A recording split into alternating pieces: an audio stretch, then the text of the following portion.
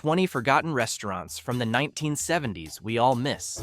The 1970s represented a special time for dining across America.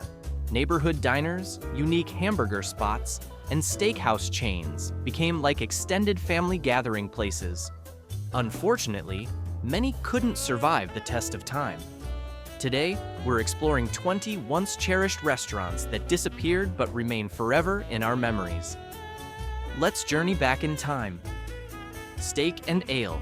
Have you heard about the restaurant that transformed how Americans dined, only to disappear seemingly overnight? In 1966, Norman E. Brinker launched Steak and Ale in Dallas, Texas, permanently altering the casual dining landscape. Picture entering a warmly lit, intimate English pub featuring exposed wooden beams, candlelit dining tables, and the enticing scent of seasoned prime rib wafting through the space. During its 1980s heyday, this cherished steakhouse chain expanded to approximately 280 thriving locations, capturing customers' loyalty with its Kensington Club steak and innovative all-you-can-eat salad bar. However, preferences evolved throughout the 1990s, rivals multiplied, and despite aggressive promotions and affordable menu adjustments, the decline proved unstoppable. Finally, in 2008, Steak and Ale closed permanently and vanished quietly. Yet nostalgia holds tremendous power, and exceptional concepts seldom disappear completely. Surprisingly, in 2024, Steak and Ale staged an emotional comeback, launching new locations throughout Texas and the Midwest, merging beloved favorites with modern touches to recreate the magic of a time many continue to treasure. Beefsteak Charlie's. There existed a period when restaurant dining meant limitless steak, flowing beverages, and cherished moments around a welcoming table. Beefsteak Charlie's, established in Manhattan in 1910 by Charles W. Crisell, flawlessly embodied this golden age.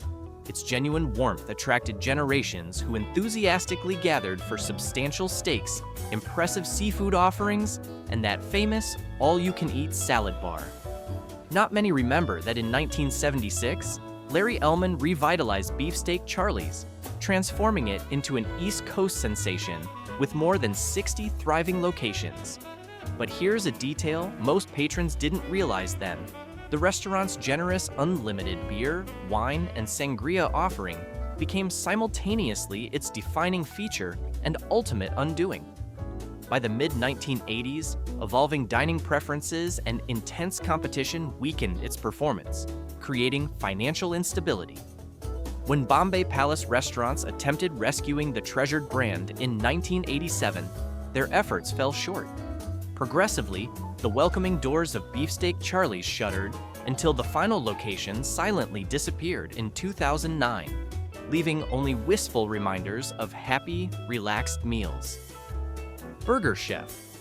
In 1954, Frank and Donald Thomas created a groundbreaking idea in Indianapolis, Indiana. Burger Chef almost immediately won over hearts and stomachs, becoming wildly popular with delicious innovations. Envision enjoying the triple threat, the country's first combo meal offering a burger, fries, and beverage all for merely 45 cents. Don't overlook crowd pleasers like the filling Big Chef and the delectable Super Chef burgers, so memorable they kept patrons returning. By 1973, Burger Chef stood proudly among America's biggest fast food chains, claiming over 1,000 busy locations nationwide. However, even legendary brands eventually fade. The 1980s introduced dramatic shifts as Burger Chef passed to General Foods and subsequently Amasco, Hardee's parent company. Gradually, treasured Burger Chef restaurants converted to Hardee's locations, unable to withstand relentless pressure from powerhouses like McDonald's and Burger King. Regrettably, in 1996, the final Burger Chef served its last burger, quietly ending a once-beloved American burger tradition, leaving behind wistful yearnings and precious memories of easier, more flavorful days. Sambo's. Recall when you could enjoy breakfast at a diner whose very name sparked debate? Established in 1957 in sunny Santa Barbara by partners Sam Batstone Sr. and Newell Bonnet, Sambo's quickly became embedded in American neighborhoods. merging their personal names while unintentionally referencing a children's tale that later ignited heated controversy. The founders built a comfortable establishment, specializing in fluffy pancakes, tasty burgers, and traditional comfort foods. Families streamed in, attracted by reasonable prices and vibrant murals illustrating scenes from Little Black Sambo's story. Yet, as the chain rapidly grew to an impressive 1,117 locations by 1979, problems brewed underneath. The cheerful murals and name, once appearing innocent, eventually triggered demonstrations and legal disputes regarding racial insensitivity. Combined with financial mistakes, these challenges sent the chain spiraling toward bankruptcy.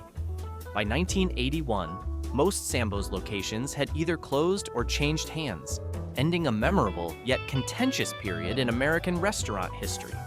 The original Santa Barbara restaurant persisted until 2020, when renewed community opposition following the George Floyd protests ultimately forced a name change, quietly concluding Sambo's vibrant, complicated story. White Tower. White Tower Hamburgers, initially conceived by Johnny Sachs and Thomas E. Sachs in Milwaukee in 1926, rapidly secured a spot in American affection with their brilliant white fortress-style structures, gleaming brightly, and spotless stainless steel counters. White Tower guaranteed families cleanliness and straightforward tastiness. I vividly remember Saturday afternoons with my father, settling into a booth, eagerly anticipating those tiny, perfectly square burgers, always served piping hot with soft buns and gooey cheese. During its 1950s prime, White Tower proudly maintained over 230 locations across the nation. Yet difficulties emerged early when White Castle recognized the similarity in 1929 and promptly pursued legal action, compelling White Tower to modify its buildings and pay licensing fees. Throughout subsequent decades, despite adaptation efforts, the beloved chain battled fierce rivals and evolving preferences, quietly vanishing from communities gradually. Sadly, the final remaining White Tower in Toledo, Ohio, reached its conclusion in April 2022 following a destructive fire, ending a nostalgic period of hamburgers, simplicity, and uncomplicated pleasures. Which one of these restaurants was your absolute favorite growing up? Let us know in the comments. Howard Johnson's. Not many people grasp that the former powerhouse of American highway travel vanished quietly, taking an irreplaceable piece of nostalgia with it. Howard Johnson's, recognizable by its distinctive bright orange rooftops, started humbly in 1925 as a small soda fountain and ice cream shop in Quincy, Massachusetts. Before long, it flourished into a legendary roadside haven, a dependable landmark for tired travelers navigating America's interstates. Lovingly called Hojo, it featured a menu packed with satisfying comfort fare, from crunchy fried clams to traditional hot dogs. Yet the true enchantment resided in those celebrated 28 ice cream flavors, so smooth and wonderful that certain patrons genuinely thought Howard Johnson invented ice cream. While he never made such claims, he certainly mastered it. By the 1960s and 70s, Howard Johnson's successfully ran over 1,000 busy locations nationwide. Unfortunately, as time progressed and pressure mounted from fast food behemoths like McDonald's and Burger King, American preferences moved toward faster, less expensive meals. Step by step, the brilliant lights dimmed and orange roofs disappeared, leaving vacant properties and memories. The chain gradually declined, location by location, until 2022, when the final Howard Johnson's in Lake George, New York, permanently closed, signaling the quiet conclusion of an epic and leaving generations wishing for one more taste of childhood happiness. Bob's Big Boy. Did you ever split fries and a shake with a grinning, oversized child in red checkered overalls outside your neighborhood diner? Bob's Big Boy won hearts and appetites starting modestly in Glendale, California in 1936, when Bob Wien opened his humble burger stand called Bob's Pantry. Just 6 months afterward, he invented something extraordinary, the iconic Big Boy Burger, a delicious double-decker creation that quickly became the foundation of his expanding empire. With its gleaming chrome counters, checkered floors, and comfortable booths, Bob's Big Boy seamlessly transported patrons back to easier times, becoming a cherished destination for families wanting substantial comfort food. At its 1989 zenith, Bob's happily served hungry visitors at over 240 locations across the country. But prosperity wasn't permanent. Following the brand's sale to Marriott Corporation in 1967, a succession of new proprietors and weak strategic decisions slowly eroded the diner's appeal. Financial difficulties and tough competition from rising fast food giants hastened its downfall. Sadly, most Big Boy locations permanently closed, leaving just a small number of nostalgic holdouts primarily scattered throughout Southern California. Today, the legendary Burbank location stands magnificently as a designated historic landmark, a valued reminder of birthday celebrations, family breakfasts, and carefree laughter resonating through generations. Sizzler. Picture a restaurant so committed to salads that it unintentionally undermined its steaks. Welcome to the peculiar story of Sizzler.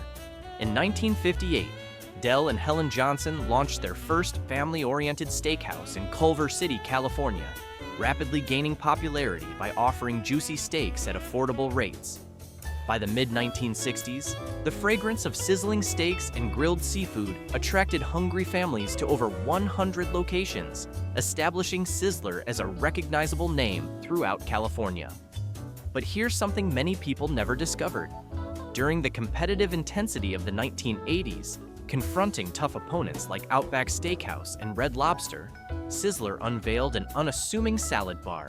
However, this modest salad bar expanded into an extravagant buffet, overflowing with fresh fruit, pasta salads, and numerous sides, progressively eclipsing the very steaks that built their reputation.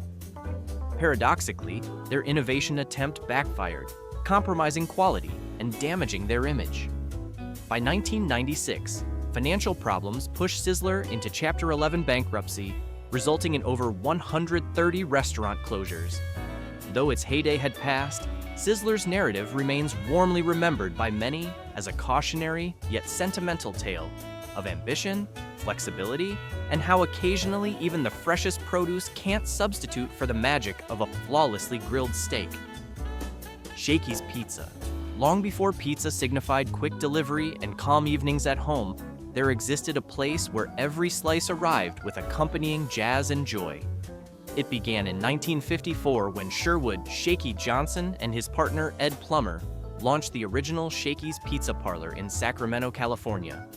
Entering Shakey's meant stepping into a delightful atmosphere filled with spirited Dixieland jazz, bubbling laughter, and tempting aromas of freshly baked pizza and crispy fried chicken. It rapidly evolved beyond merely a restaurant. It became a community hub where families celebrated birthdays and teenagers socialized, sharing pitchers of frosty beer. By the 1970s, Shakey's lively spirit and irresistible offerings powered its growth to nearly 350 bustling locations nationwide. But circumstances inevitably evolved as pizza enthusiasts discovered delivery convenience and consumer preferences shifted toward home dining. Shakey's celebratory environment slowly lost its appeal. Comeback attempts arrived in 1984 when two franchise operators assumed control, yet even their dedication couldn't reverse the trend. Under Inno-Pacific Holdings, the deterioration quickened, quietly closing most of Shakey's famous restaurants. Today, those remarkable evenings filled with music, camaraderie, and pizza remain a treasured recollection, echoing fondly in the hearts of those fortunate enough to have experienced Shakey's at its most vibrant. Red Barn. Ever spotted a barn serving burgers? In 1961 in Springfield, Ohio, three friends, Don Six, Martin Levine, and Jim Kirst, constructed precisely that, Red Barn, a delightful fast food establishment designed like a large red country barn. Families visited there, hungry for favorites like the iconic Big Barney Burger, which remarkably launched before McDonald's Big Mac. Red Barn rapidly became a legendary meeting place throughout America, Canada, and Australia, claiming up to 400 thriving locations. They even pioneered innovations, introducing the popular Barnbuster Burger and among the earliest self-service salad bars. One amusing memory I still vividly remember involves my Uncle Joe, who accidentally piled his burger with coleslaw, believing it was shredded lettuce. He's favored it ever since. However, prosperous times couldn't persist indefinitely. Problems emerged when Red Barn was purchased by City Investing Company in 1978. Regrettably, their real estate priorities overshadowed the burger operation, causing diminishing support and declining appeal. Eventually, franchises disappeared sequentially until the very last Red Barn quietly closed in 1988. Today, nostalgic patrons still smile fondly, recalling simpler days when dining in a brilliant Red Barn felt extraordinary, especially if coleslaw unexpectedly landed on your burger. If these nostalgic restaurants brought back some great memories, hit that like button and subscribe so you won't miss our next trip down memory lane. Farrell's Ice Cream Parlor. Not many restaurants signal your dessert with sirens, drums, and a roaring crowd, but Farrell's Ice Cream Parlor was never ordinary. Founded in 1963 by Bob Farrell and Ken McCarthy in Portland, Oregon, Farrell's rapidly captured America's affection and sweet cravings with its extravagant ice cream concoctions and celebratory environment. Every visit resembled entering a spirited carnival from the 1890s, complete with vintage decor, player pianos tinkling cheerfully, and grinning staff dressed in colorful costumes from bygone days. The headline attraction, famously called the Zoo, was an enormous sundae paraded throughout the restaurant with exciting fanfare, delighting children and grown-ups equally. By 1975, Farrell's fame skyrocketed, reaching over 120 locations countrywide.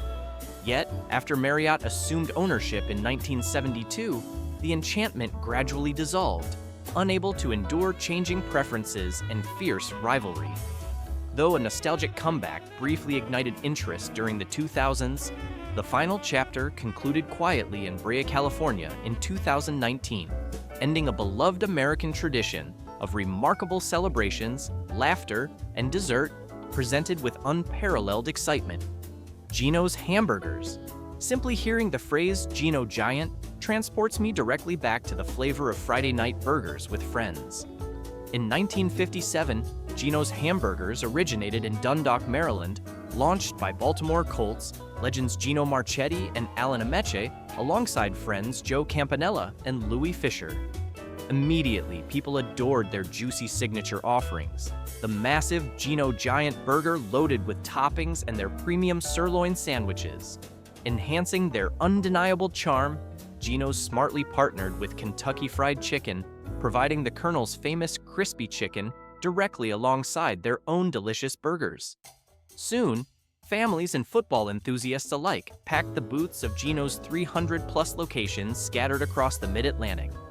Yet, as the 1970s transitioned into the 1980s, the beloved burger establishment began experiencing pressure from larger chains. Expansion slowed, earnings declined, and ultimately Marriott Corporation intervened, converting most Gino's restaurants into Roy Rogers locations by 1982. For numerous devoted patrons, it resembled losing an old companion. But while the restaurants disappeared, the memories of biting into those famous burgers, laughing with friends beneath brilliant neon signs, have remained warmly for decades, preserving the legacy of a beloved era that once proudly served both burgers and buckets, and did it magnificently. Lums. Have you ever sampled a hot dog steamed in beer? If so, you likely have pleasant memories of Lums, the unconventional Miami Beach establishment founded by brothers Stuart and Clifford Pearlman in 1956. Initially just a small hot dog stand, Lums rapidly captured America's affection and hunger with its tasty beer-steamed hot dogs, a delicious innovation nobody else had conceived. By the early 1970s, Lums was ubiquitous, launching over 400 lively locations from coast to coast, even extending to Puerto Rico and Europe. They achieved such success that the Pearlmans even purchased the legendary Caesar's Palace in Las Vegas in 1969. Shortly thereafter, in 1971, they sold Lums to entrepreneur John Y. Brown, who attempted revolutionizing operations by introducing the Ollie Burger, a legendary recipe from Miami's renowned Ollie Glenhouse. Unfortunately, the magic didn't endure. After Swiss company Wienerwald assumed ownership in 1978, financial difficulties began brewing. By 1982, Lum's declared bankruptcy, initiating its gradual disappearance. The final restaurant quietly shuttered in Belleville, Nebraska in 2017, concluding a beloved chapter in casual dining. Yet for those fortunate enough to enjoy a beer-steamed hot dog at Lum's, the memories persist, seasoned eternally by nostalgia. Henry's Hamburgers. Henry's Hamburgers once offered cheeseburgers for merely 15 cents. Yes, genuinely, and patrons considered that quite wonderful. Born in Chicago in 1954 from the same people behind Bressler's ice cream, Henry's quickly charmed hungry Americans nationwide with the legendary brown bag special. You'd receive a juicy double cheeseburger, perfectly crisp golden fries, and a frosty soda, all neatly packaged in a brown paper bag. Convenience and deliciousness combined together. By the early 60s, Henry's became a recognizable presence, boasting over 200 bustling locations coast to coast, enticing customers with memorable slogans like, "Aren't you hungry for a Henry's?" Families and teenagers flocked there, drawn by budget-friendly meals and irresistibly smooth milkshakes. Yet precisely when it appeared Henry's was unstoppable, the fast food competition intensified. Giants like McDonald's demonstrated their dominance, and Henry's simply couldn't maintain the pace. Ownership changes and corporate consolidations within Bressler's only increased the chaos, shutting doors faster than opening them. Today, just one Henry's survives in Benton Harbor, Michigan, remaining viable by embracing nostalgia and adjusting its menu to neighborhood preferences. For those remembering its glory period, Henry's still evokes mouth-watering memories of delicious burgers, animated conversation, and the pure joy of retrieving greasy fries from a simple brown bag.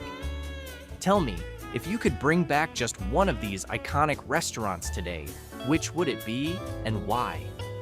Minnie Pearl's Chicken.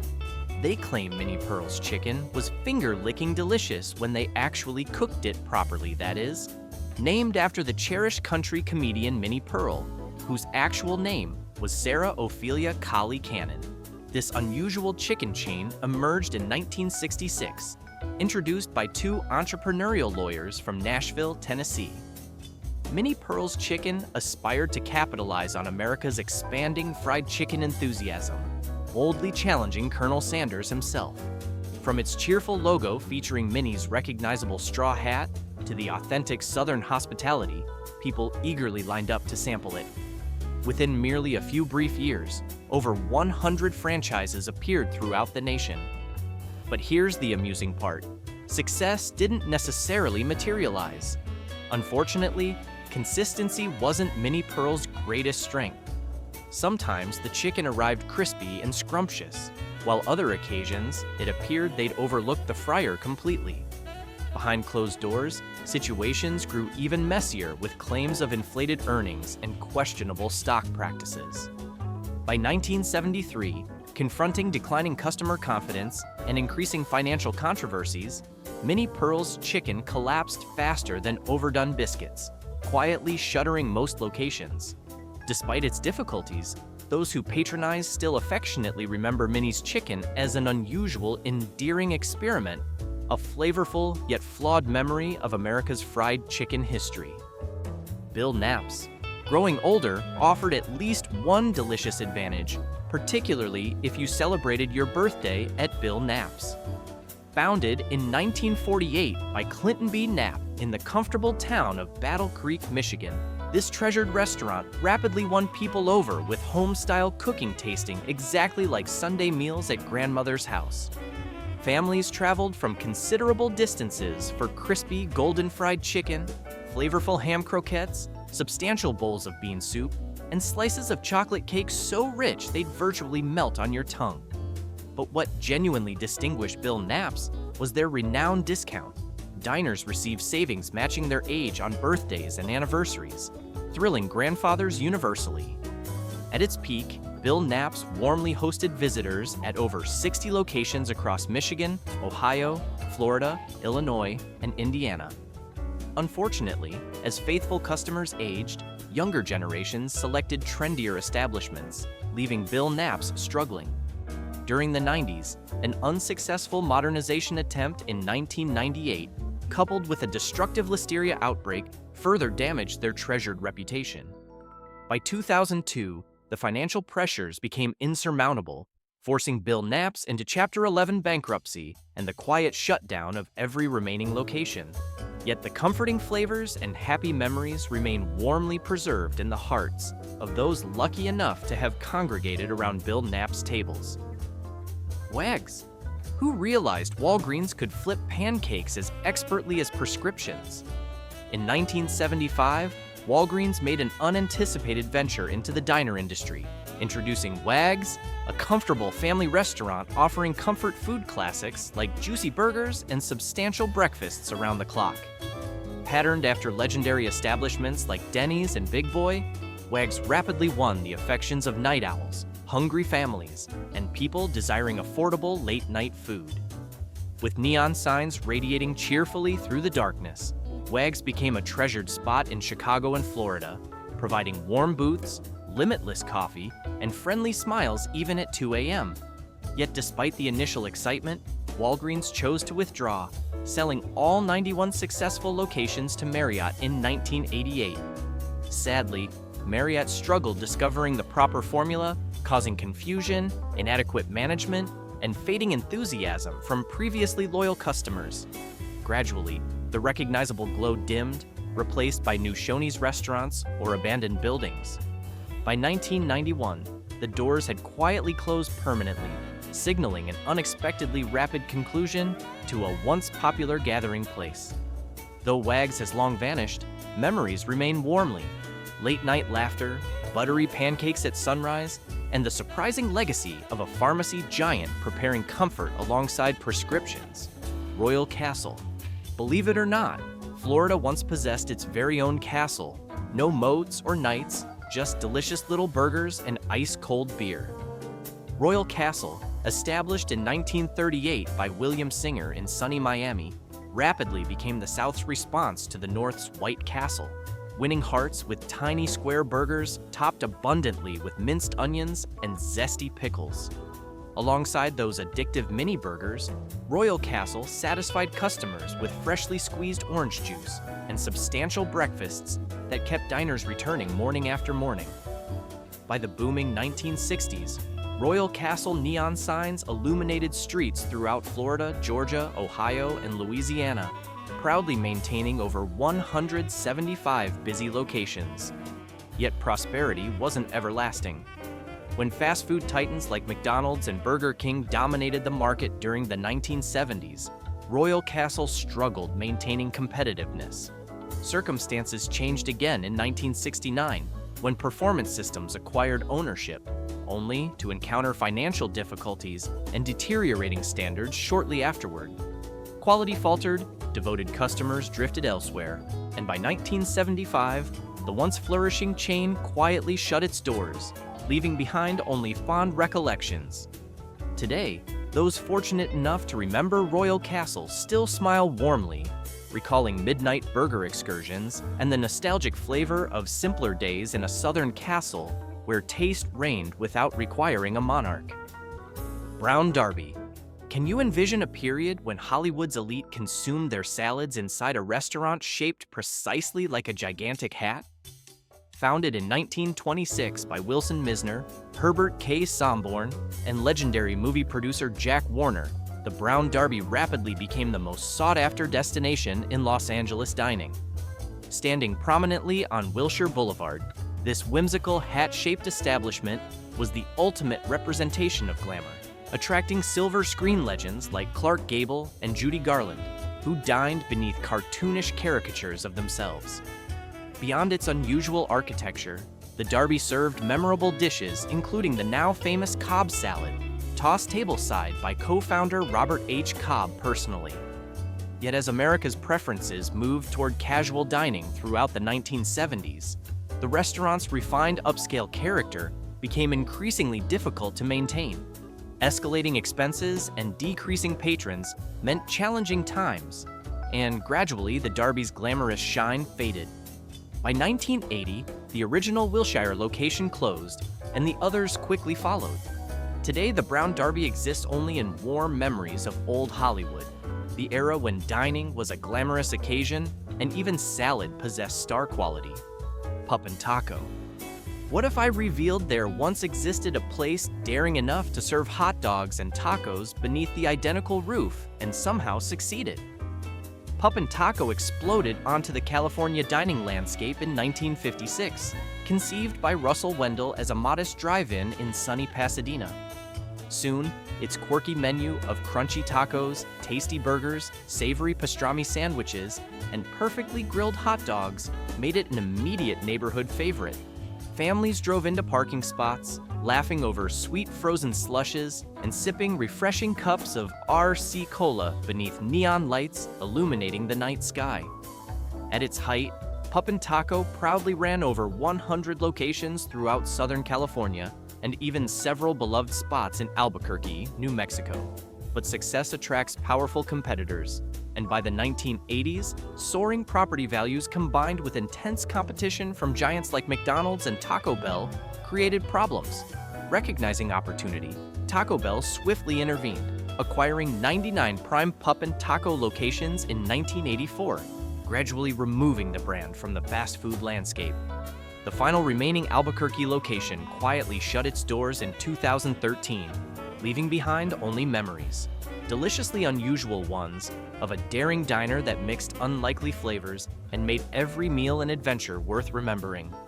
These restaurants may be gone, but their flavors and memories live on. Did we miss any favorites from your childhood? Let us know in the comments. If you enjoyed this nostalgic journey, please like, subscribe, and ring that notification bell so you never miss our next delicious trip down memory lane. Thanks for watching, and we'll see you soon.